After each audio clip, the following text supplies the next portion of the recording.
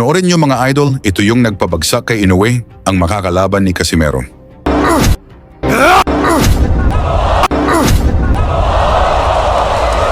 Isa sa inaabangan ngayon ang pagbabalik aksyon ni John Riel Casimero, ang Cuadro Alas, isang 3-division world champion, 12 bansa na ang kanyang dinayo at pinabagsak ang kanilang champion. But make no mistake about it. Oh, down! It's down! Sa kanyang huling laban sa Japan, pinabagsak niya si Tom Mizokoshi sa harap mismo ni Naoya Inoue.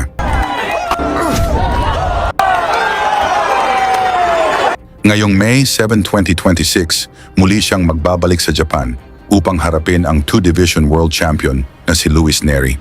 Hindi ito madaling kalaban si Luis Neri. Siya ang unang nagpabagsak kay Naoya Inoue. Kahit panatalo sa laban, siya ang nagbisto sa kahinaan ng monster. Paano na lang kung ang suntok ni Casimero ang nagpabagsak kay Inoue, makakatayo pa kaya ang monster? Upang lalo tayong maliwanagan kung gaano kalakas si Casimero, panoorin natin ang kanyang laban kontra sa Japanese knockout artist, isang world champion na nagpabagsak kay Inoue sa sparring. Ito ay si Ryu Akaho na may 39 na panalo at 29 dito ay knockouts at 2 talo.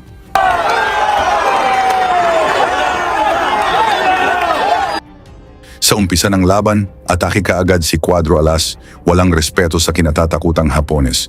Karo na tol. Straight tol. Boom! Ah. Straight.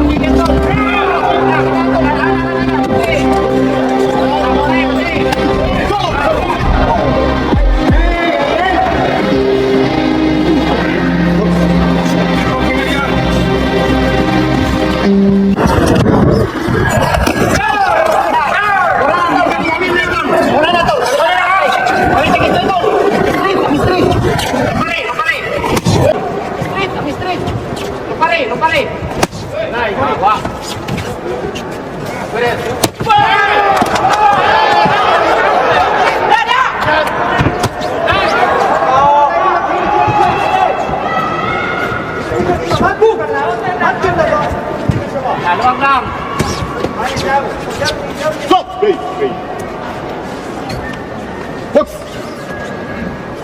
Tol, kita. Relax lang, tol. Relax lang.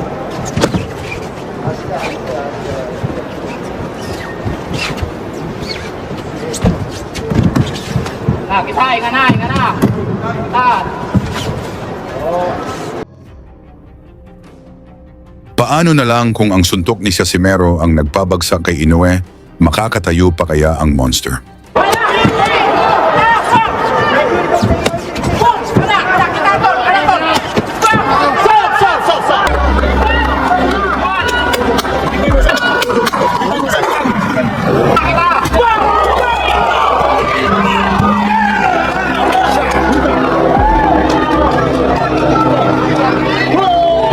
Mula sa palitan ng suntok bagsak si Casimero, ngunit dito na nagising ang isang halimaw.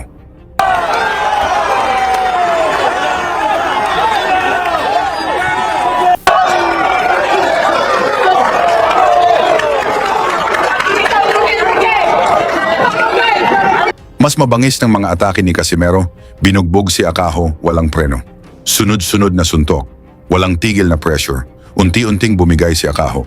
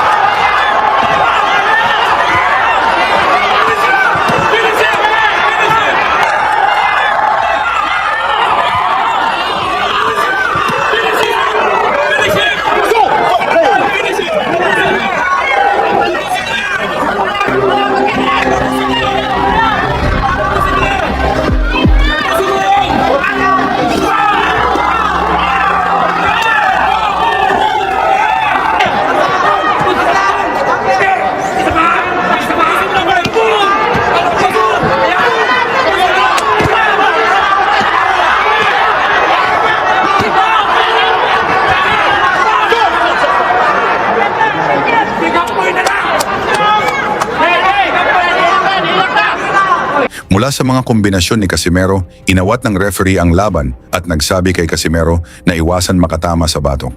Mula nang nakita ito ni Akaho at doon nagsimula ang drama. Umayaw na ito, nauwi sa draw ang resulta.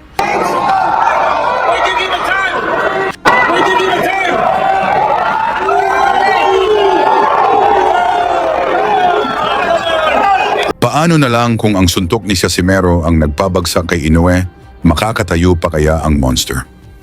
Tila isang palabas lamang upang maiwasan ang pagbagsak sa lona. Tinulungan pa siya ng referee at binigyan ng upuan.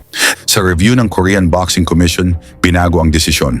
Knockout win sa round 2. Para kay Casimero, walang illegal na suntok. Malinis ang panalo. At dahil dito na sorry si Akaho, sumakit daw kasi ang kanyang ulo, hindi niya alam saan siya tinamaan. Sa inyo namang palagay, may chance pa kayang mag-world champion si Casimero? I-comment nyo ang inyong opinyon at isama ang inyong lugar para makita natin kung gaano kalawak ang suporta ng mga Pilipino sa laban ni Casimero kontra Luis Nery sa Japan. Lagi niyong sundan, huwag magpapahuli. Pag-usapan ni bakbakan, balita niya at laban. Mga Pinoy na di nagpapagapi. Salamat sa mga suporta na lagi nandyan.